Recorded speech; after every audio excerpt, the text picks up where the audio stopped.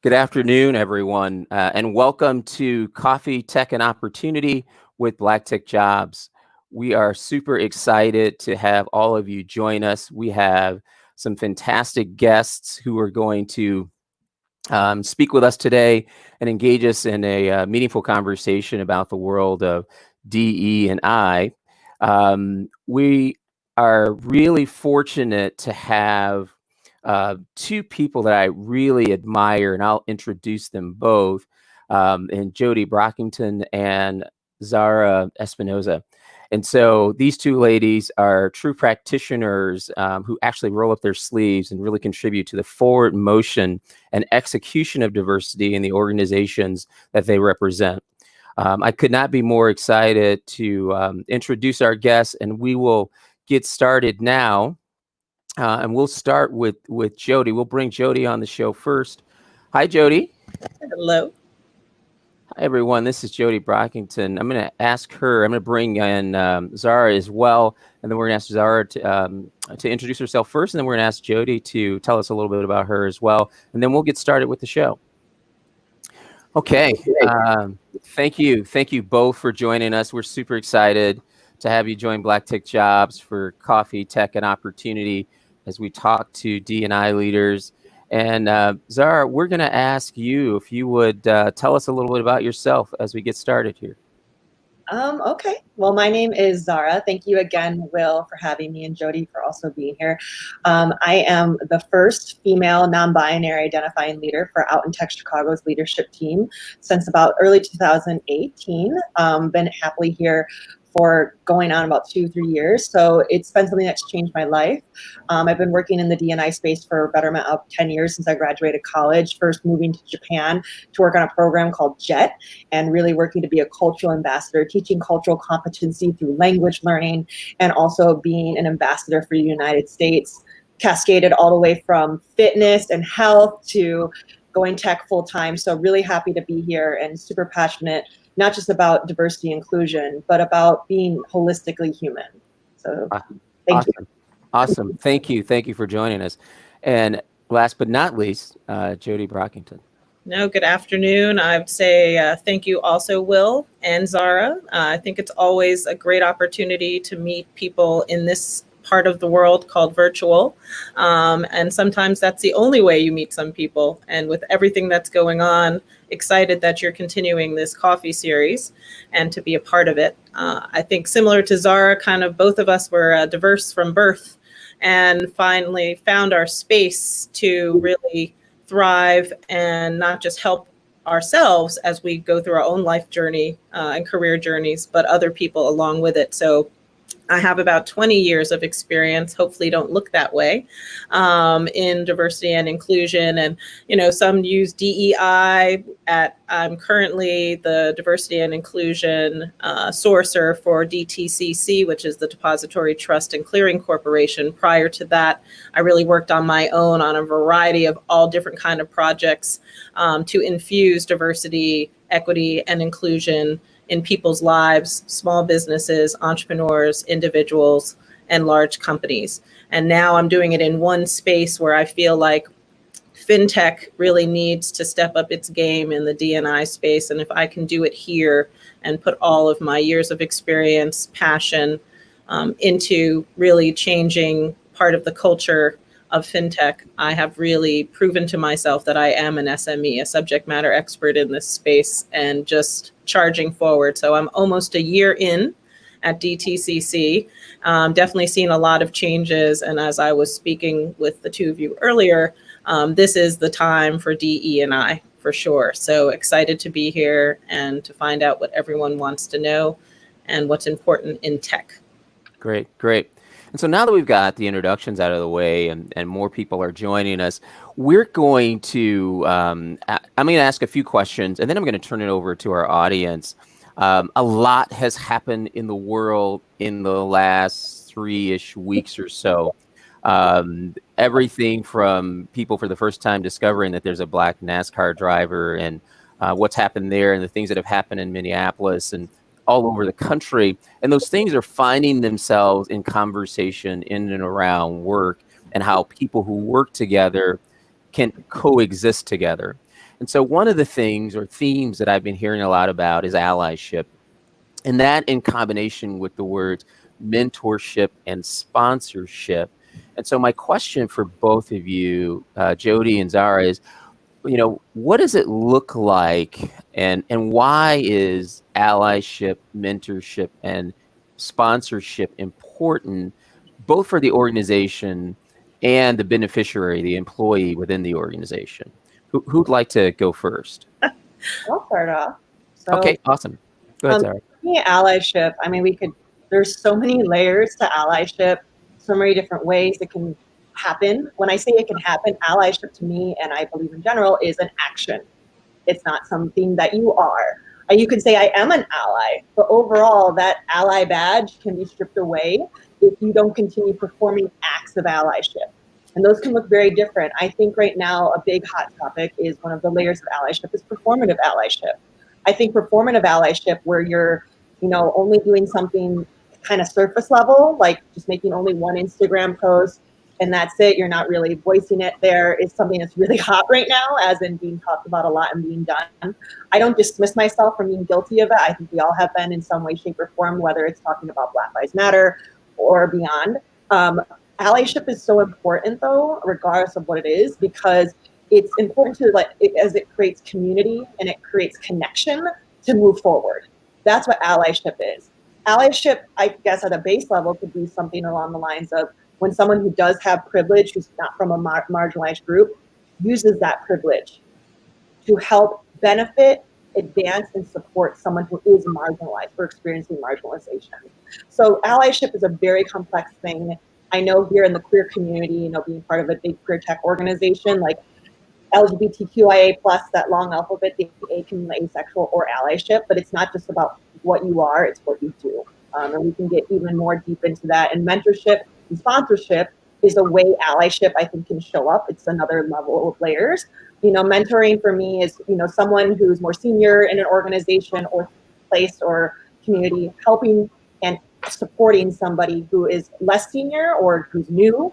And, in Japanese culture, we call it senpai and kohai relationship, to help guide them through the organization because they've been there or done it before and are interested in the well-being professionally and personally of that person. Now, sponsorship, you can flux between the layers of allyship. If I didn't mention that earlier, sponsorship tends to be somebody who I say is a deliberate advocate of helping you advance using their privilege and their networks in the workplace or professional or community. And I think like a good example of sponsorship would be like I have a really good friend, they're Latino, they've been working in like the project management space in tech for, like 10 years.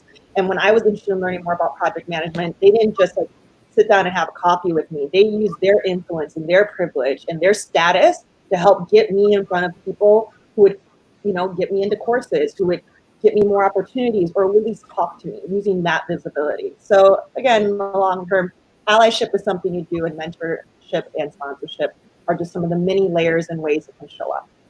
Awesome. And Jody? Yeah, I would agree with everything Zara said. I think everyone needs all three. Allyship has just kind of surfaced, I would say, mostly in the LGBTQIA space of, that is where the word entered. But allyship has always been, as Zara said, the action. It's someone who's going to speak on your behalf in these uncomfortable situations, seeing usually things where a person is not being treated right. Doesn't always have to be about privilege, but it definitely has to be where someone needs to speak up for you at a moment.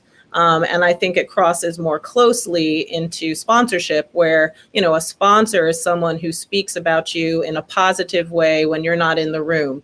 That when they're thinking about who someone's going to promote, or someone who's going to get that next gig or an opportunity to do something beyond something in a company, that they're thinking of you when you're not in the room.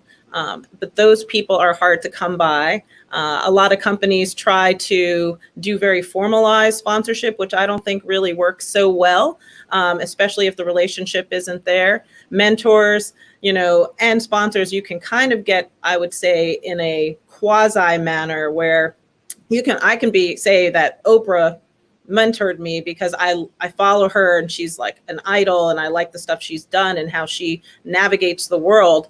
Have I sat down and had coffee with her? No, but I watch what she does, right? So, but mentors also, at least also at DTCC, we do reverse mentorship, which I think is quite exciting, where you're the younger person, not by age, but maybe to a company, and you can speak to someone who is at a top layer above you, and to get that feedback and give that is important. But the sponsorship piece is really key of if you're trying to really move and groove in a company. Mentors you need because they're the ones who are going to help kind of push you, get you where you need to go. They have a more personal connection to you. You can kind of be a little bit more honest with them, like, oh, this isn't going well, but I can't tell my boss, what should I do? Right? So you're getting some guidance and some advice. When you go to a sponsor, you are going spick, span, spanking new, shiny, bright. You are the winner. You are the star. They, sponsors look for stars. They're not looking for people who are kind of not so confident. They're like, oh, I'm going to hitch my wheel to her because she's going somewhere. That's Zara, that Jody, they're doing things. Will, have you seen what Will's like? They're the ones who are talking about you when you're not there. So often it's not always someone you're working for. It's also better sometimes to have a third party. These are the people who tell you, oh, you should think about joining this organization, something outside of your company. Join ELC, do this for your women's group, join this. Like there's things that you need to navigate and have in your wheelhouse and some skills that people won't always see based on your job. And I think that's where allyship, mentorship, and sponsorship kind of have to cross. You need some of each. And you need them at different times. And I'm sure that the three of us, if we put our networks together, they are massive.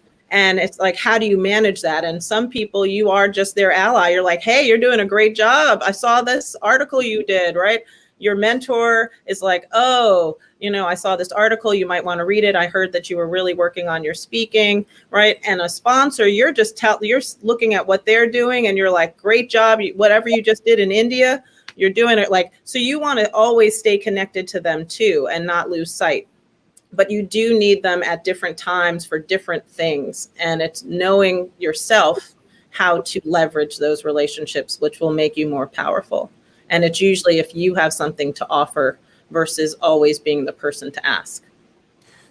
That's a great comment. I think everyone has something to give, no matter where you are in your career. And I like the comments you made about the reverse mentorship. And I have one of those. And I always introduce him as my mentor.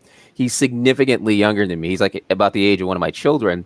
And he is always surprised when I introduce him and I say, hi, this is my mentor, Kevin. And he always tries to beat me to say that first in the intro process. Hi, this is my mentor, Will. And I would tell you that it's mutually beneficial. And I think that's when mentorship works best, when everyone gives and everyone takes.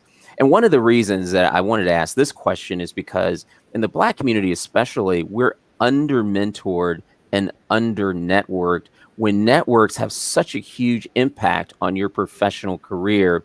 And one of the things that I'm going to throw out, and then I'm going to stop talking because I am not a guest on the show, is one, make sure to diversify your mentors. So don't just have mentors who look like you. So age difference, gender difference, gender identity difference, different business sectors, because they may draw you down a positive path of opportunity that you can't see yet. And mentorship in its best form happens over a lifetime, not over a transaction. And so that's enough from the host. I'm going to pause.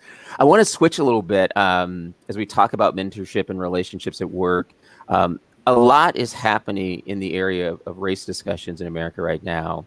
And I wanted to ask both of you, how do you think these discussions are impacting the current state of work and work relationships? There are some, and I don't want to lead the answer, but some believe that this is a helpful time for many, but an uncomfortable time for others. What are you seeing and hearing? What are your thoughts on that? Yeah, I would say at DTCC for sure, this time has really allowed folks to really take what they see out there inside and realize that there are Black, brown, women, everyone who they work with who have been dealing with these type of conditions and the systemic racism for a while. We have been hosting what we call a Voices of Inclusion series that started long before now, but have been able to infuse topics that make sense for people to understand the inequities of health and wealth for Black and brown folks. We brought in Dr. Corey Hebert, who's the doctor for the people. He talked about health disparities prior to. He's been working on that as a surgeon in New Orleans, but talked about how it's showing up now more in COVID, right?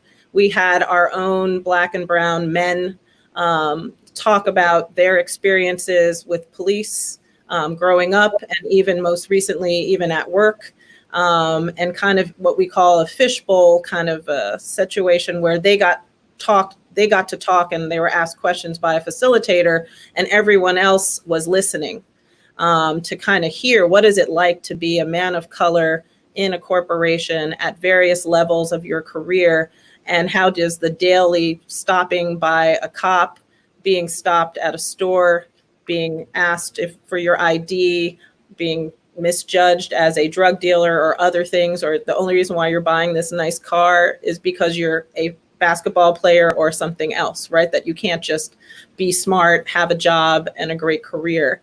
And then we cut across our entire organization with these conversations for people to realize that these are the people you actually come to work with. It's not just something that you're seeing on TV, and their stories are just as real as what you're hearing. And I think it's allowed those who have been carrying this torch and carrying the extra weight to kind of let it loose. It has allowed a lot more employees, even though we are all work from home, 99% work from home, to connect more, even if it's just through our own intranet, our own Skype messenger. Our ERGs are being more useful because now people really feel that membership has its privileges. And we are now also hosting private small conversations between liked groups, so that they can kind of let their hair down, let their feelings down, but also letting our whole employee network join in to some of the conversation so that uncomfortableness can become more comfortable. Yeah, I totally agree about like that discomfort, man. I mean, welcome to life. If you don't feel that enough in your life, there's not enough challenge and not enough variety or not enough diversity. And when I say diversity, I do my best to only say it, and it's hard being a diversity inclusion or equity inclusion professional when I'm referring not just to Black and brown communities, but to everyone, including white folk, including heterosexual folk. All those majorities make up diversity too. They're a part of it. And so with that, with all this discussion on race, particularly anti-Black racism, it's something that I think for Americans, after living abroad, for those of you who don't know, I am half Japanese, half Korean, adopted when I was an infant to the United States, to a small, like, little town, farm town in Michigan, raised by a Mexican-American family. So internally identify Latina. So just so you understand where I'm coming from here, it's one of those things where for Americans, the ideas and the truth of slavery and enslaving folk and what they have done in the past to Asian Americans and LGBTQ folk and everyone in between and above and below and in the margins is something that's extremely uncomfortable. What I'm seeing for workplace discussions relationship is people, everything is being amplified by the wonderful blessings of tech with social media, and it's rapidly changing and everyone can get information so easily. Like imagine if we were having these conversations in the 70s or the 80s, how much less wokeness or less amplification would be happening. And so with that, we're getting a lot of information. It's very overwhelming. And I think the way it's being articulated in relationship is people are tuning in and getting so overstimulated to the point where they don't know how to sort stuff, or they are shutting down, or they're waking up and now they're dozing back to sleep, and or they're so woke that it's going in the wrong direction. So there's just so much things happening at once where I think it's really challenging, you know, workplaces and work relationships, not just to think outward about what can we do, what are we doing, and what have we done, and how can we change. Also to look inward, not just to understand the current state, individually and collectively, because so many people, as I was talking to y'all earlier, want to put a Band-Aid on this gaping wound, when this gaping wound, such as like slavery, anti-Black sentiments and everything, is centuries big.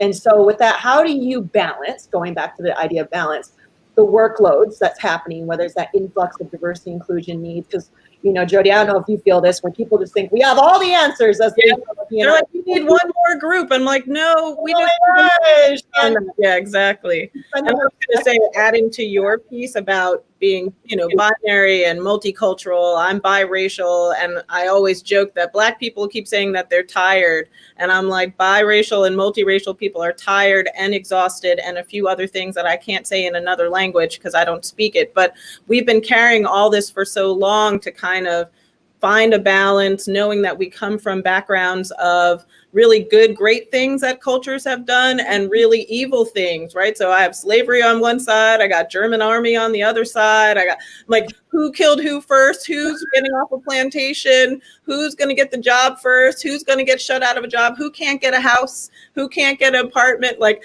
who, like there's all that struggle. And then when it comes out at work, there's always that, so-and-so didn't get promoted. Oh, it's because she's a woman. Oh, because she's Black. Oh, because he's this, oh, they don't know this language.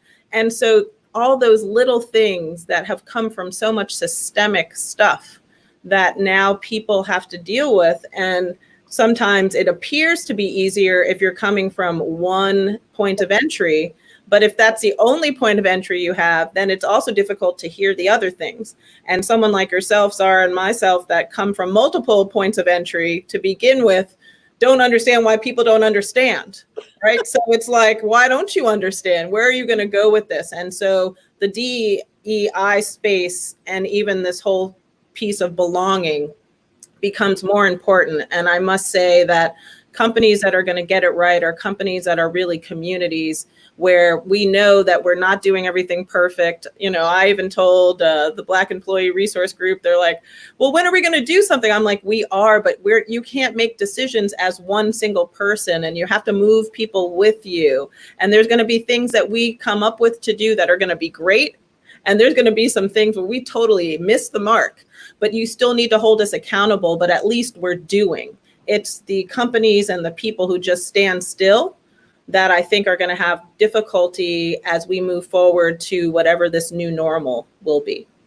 I want to highlight a comment that came up from Jeanette. She described it as important for organizations not to look to their minority staff to have all of the answers, especially if they don't have a DE&I department, that there's additional pressure on those employees. I've seen comments like this across social media for the last couple of years. And what do you say for those folks who don't have a D&I professional working for them? They're relying almost exclusively on their ERGs. And you were talking about being tired, because I used, before COVID, I spent a lot of time talking to different ERG groups across the city. And I heard similar things. From your seat, what advice would you give them as they now have probably been charged to lead more, to deliver more? What feedback would you share for those folks who are operating without a D&I leader in their organization? Again, every situation is different. I think you need to really, just as much as your higher ups and everyone around you, need to look at the current situation and understand it, because you can't make systemic change if you do not understand the current situation. But pace it out on an organizational level, or even I say micro levels of, my ERG is this, because when I've worked in tech companies, some ERGs, especially when it comes to multicultural ERGs, are under one umbrella, or they're sectioned out, like the Black ERG, the Asian ERG, et cetera. And if you don't have those, it's about, first and foremost, and I know this is something everyone hears, put your oxygen mask on first.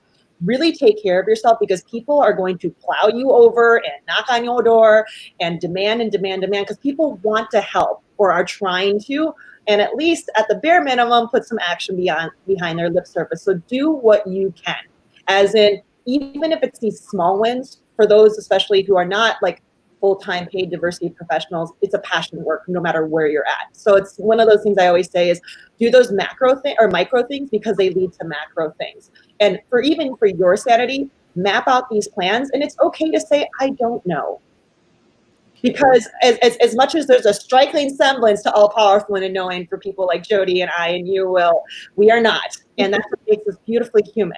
And so not just using, use your best judgment. Like if your CEO or whoever's knocking on your door doesn't do well with the I don't know to protect yourself, be like, well, what do you think? It's okay to, pass the ball in this ever evolving game of life. And not pass the ball and exempt the responsibility, but just have a conversation. And if you're not ready to have that conversation, that's okay too. And with that, again, micro victories, and micro resistance is just as powerful as microaggressions. So with that, being able to know those, that's why I said looking inward just as much as outward. I think us as Americans in particular are so much about that, outward, give, go. I'm an individual. Yay, America, freedom. All that sounds good, but slow down so you can go fast. Little, no more, no less. So that's my biggest advice for people who don't have that D&I staff or department, and start taking those micro steps, not just to take care of you and your people. When I say your people, like if you're an ERG leader or if you tend to be that unofficial D&I champion person in a company, to get to those. Because again, a D&I staff member won't solve all your problems. It will be helpful, but it won't solve all your problems. So being able to do that little by little will help and take care of you as you make these help others around you make those bigger changes. Or it's okay to be, I don't know, and help resource there. Google's free. So yeah, exactly. No, and the only thing I would add is just be very solution oriented, and that idea of sharing the responsibility. That, I always say, well, this is how I feel, but I don't know how the rest of the blank people, whether it's Black or the other women or whatever they're asking me about, will feel. You really need to ask them, to go to the source. And maybe this is the time that part of your solution is to create some of the things you don't have. That does not mean that you have to become that person. And sometimes, some companies don't need a full blown, plan and an ERG and a D&I person and all that to make change and to see a difference and a shift in your culture. Sometimes it is the idea that you don't have it, so everyone has to pull up from their own bootstraps together to find a new way of doing things. So don't take it on by yourself for sure. It's hard to be the one, but I do relish that I put myself often in the place to be the one, knowing that we still need to show up places that we're not. I don't need to join the Black ERG because I know I'm Black, but I might want to join the LGBTQ, in our case, the Pride or the MVP, or we have We Thrive for those with disabilities, and those are caregivers for disabilities, where I can also learn but add value. I know that there are Black people with disabilities. I know that there are Black veterans. I know that there are Black LGBTQ, right? So, but it might not be my space, but I also, to be an ally or to be a sponsor or to be a mentor, all the other stuff we talked about, and to have your company move forward and make shifts in these cultural intersectionality ways, you have to show up everywhere. So you can't just show up in one place. Otherwise, it's still lots of inequities. So. Awesome. Great comments. I just noticed also my mentor joined us as well. Thanks for joining today, Kevin. A next question I have, and then I'm going to turn it fully over to the audience. So I want to prime the audience to begin now to chat your questions as we talk to our D&I leaders about over coffee, tech, and opportunity. I think about, in addition to the HR professionals, the D&I professionals, I really believe that D&I is executed at the level of frontline leadership. While many will agree that CEOs set a tone, but action in practice happens with your direct manager. So it's been widely said in many management books that the way you view your job is how is in direct correlation with the way you view your relationship with your boss. What advice would both of you give to frontline leaders, especially managing a remote workforce during what some label an interesting time? And who would like to go first? Joe, do you want to go first? Do you want to take a crack at that one? Well, I think most of DTCC has been remote for a while, or because we're global, there's always people that will never maybe touch or see live and in person. So I think that we've infused this idea of at least spreading leadership in our teams across cultural lines, global lines, and timelines, right? Time zones. And so to be, the more sensitive that you can be, the better that you're listening and paying attention. I think when this whole current situation happened, people just weren't ready. So I felt like there was like too many meetings and too many calls and too many check-in points where I'm like, I'm usually traveling and I just check in with you guys when I need to, and I call in for the meetings and I show up when I'm supposed to. Now it's every day I'm meeting with you, and I, where do you find that kind of balance? So I think as a manager, especially, one, you need to exemplify what your leadership looks like. If you were kind of hands off before and now you feel like you need to grasp it, but then you have to come back to who you were or move to a new person that you now need to become. There are people that possibly you didn't speak with a lot at all who might need more of the help. I'm concerned mostly with our millennial Gen Zs and all of those who are newer to a company and anyone new. So we've also been hiring since pre-COVID through COVID. This is our most, like, when things are volatile, we are the most stable, which is also, since that's part of my job, I feel like I've been working harder than I ever have to hire virtually, onboard remotely, make people feel comfortable, make sure you get your offer on time, make sure the D&I interviews are done, right? So it's constant. So finding that balance. But in terms of what's going on, in terms of this cultural space and DE&I, making sure that people do join who might not have joined an ERG to get some of those resources. We've created a whole resource kit on our website. So it's on the main page plus the D&I page. And all of our ERG leaders were responsible for some of these Zoom calls that we called Meetup Mondays. So every Monday we were having calls on different things that everyone had to deal with: how to balance your family and working from home, how to set up your office so you can really be productive. It wasn't about culture or race. It was about things that everyone needs, but it was being brought to you so people can understand that. And we created the whole We Thrive new ERG during this time and brought that to fruition, knowing that those who have disabilities that you can or cannot see, one, can be a strength, but definitely when you're disconnected from an office, could fall wayside of being left out of things, right? You don't have a full setup at home. You need the ergonomic stuff that you might have at the office. So being more sensitive to people's needs, and sometimes more of that is to be more in their space, and sometimes it's to push back. So I don't think much of it should change based on where you are. I think if you are consistently a good leader, you're just making sure that your team has what they need. So that, back to what Zara said about the air mask, that you put it on yourself first, right? That's what they teach us. You have to take care of yourself and then take care of everyone else. And I think those are the leaders that are going to continue to lead, but make sure that their employees have, and their teams have, the things that they need to succeed. No, that's everything, Jody. Again, like everything, the emoji hands up. One of my mentors once told me there's a difference between being selfish and self-centering. And I tell that to be with leaders, like, I always use that great Spider-Man quote of, with great power comes great responsibility. And even if you're a first-time frontline manager, I've worked a lot training in HR, those first-time frontline managers, and it's scary. It's, fear is a great driver sometimes, but it's sometimes the worst driver. I mean, don't think of it so much about being scared about screwing up. You're probably going to screw up, and don't think of it as like, I'm going to mess up, because you will mess up. It's about, learning to value the lessons. Think about learning. And I encourage not just the frontline managers to do that, but leadership is to truly encourage learning and being really specific, especially when it comes to this people work and supporting marginalized communities, specifically the Black community. There's so many people are coming forward giving specific stories, exhausting, specific emotional stories about what's happening in their lives, what has been happening. And even if it's not happening in your company and your employees are not speaking out, trust and believe that it is happening. It doesn't need to be reported. And so with that, I encourage frontline managers especially, because change doesn't just come from the top down, it comes from the bottom up, from the side, from the diagonals, and everywhere in between.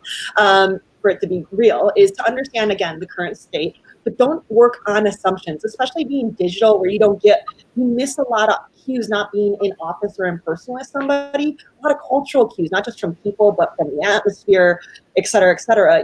Connection, clarity, and understanding is key. And what I mean by connection isn't micromanaging, like you said, Jody, checking in like 800 times. Like, that's like knocking on someone's door 800 times. And how can you get stuff done there? It's one of those things about connecting is empathy, understanding where they're coming from. I think managers now, no matter what level it is, aren't just supervisors. They are now real caretakers of their people. And I think that needs to be redefined in especially corporate America, that you're not just hiring or empowering a manager with those responsibilities because they were a good performer, or because, they know how to do it because they know how to take care of people. And not just, I don't want to say just, diverse people, because a lot of times that defaults that to just women and Black Americans, where it's like, when you say diverse, again, be very specific about what that includes. Balance that out, because if it's the Black community today, tomorrow it could be LGBTQ, women, white people, Asian people, Native, Indigenous people, disabled or differently able people. So with that, you got to be agile, nimble, and ready for anything, and ready to embrace change together. Awesome.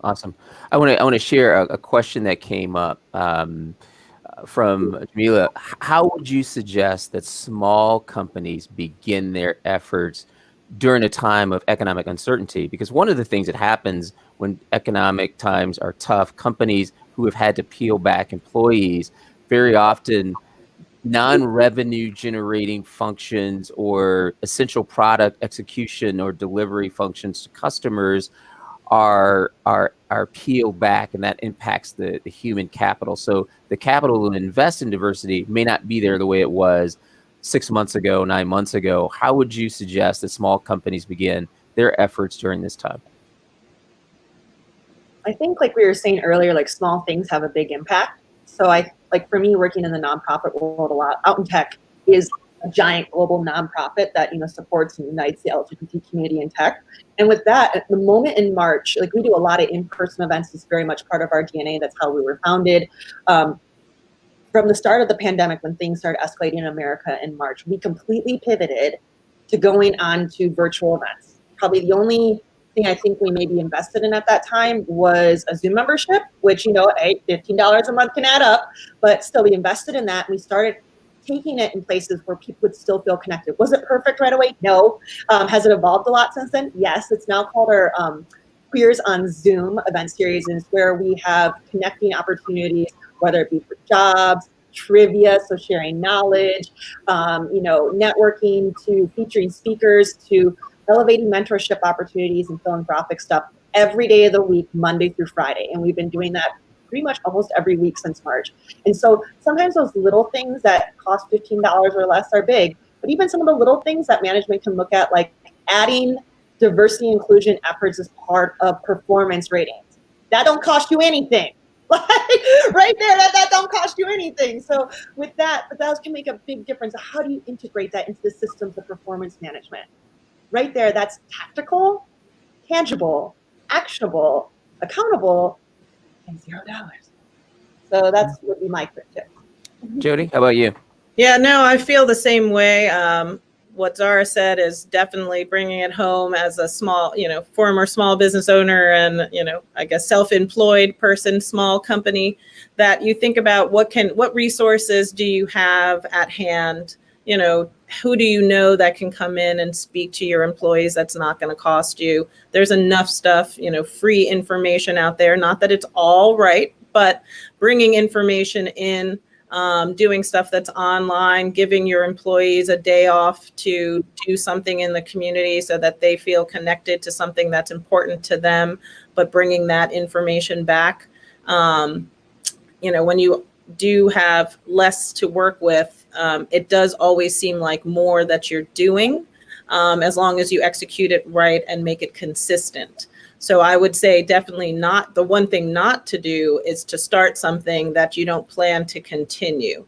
So, think about it as dating, right? So you start, if you gave flowers in the beginning, you better keep giving those flowers, right? And so if you brought me this resource, this better continue. So like we went from those meetup Mondays, but knew that those were going to fizzle out eventually because we were relying on our own employee resource to do them, that we shifted to subject matter experts that we brought in to then kind of bring those themes a little bit more to light, and then brought it back in when it was something that was personal and we wanted our own employees to be heard. And now doing a hybrid of some outside experts and inside leaders to kind of continue to take that ball down the court.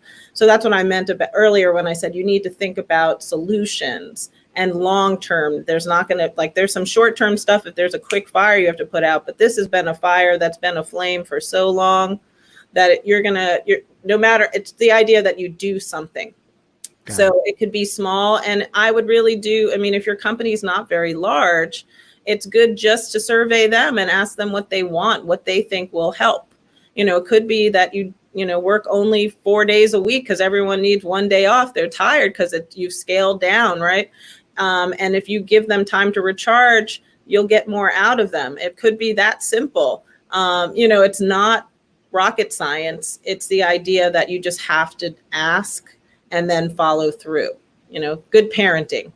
Got it.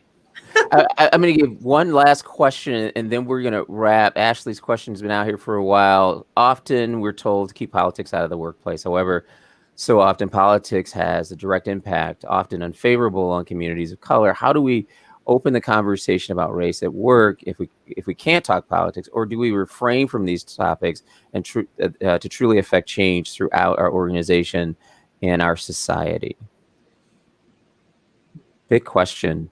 Any thoughts? And I apologize, we'll have to give Ashley a shorter, abbreviated answer to her question. I always say bring it back to the business. I mean, for ERGs in particular, employee resource groups, business resource groups, is always struggling, like, are we more than just Taco Tuesdays for Latinx History Month or Hispanic History Month? So always tie it back to the business. Like, there's a great article out there by a DEI influencer, Michelle Kim, who talks about, how to lead in times of political trauma. Because when it gets down to it, we work not just to have something to do every day, but to make a livelihood, a living.